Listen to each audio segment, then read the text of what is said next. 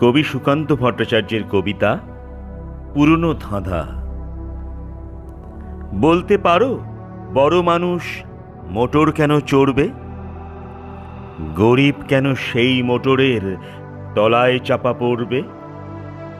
বড় মানুষ ভোজের পাতে ফেলে লুচি মিষ্টি, গরিবরা পায় খোলাম কুচি, এ কি অনাসৃষ্টি?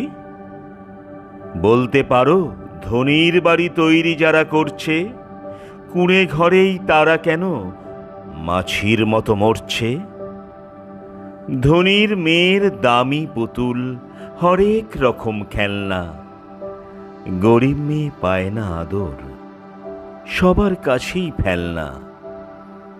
বলতে পারো ধনীর মুখে যারা যোগায় খাদ্য, ধনীর পায়ের তলায় তারা থাকতে কেন বাধ্য?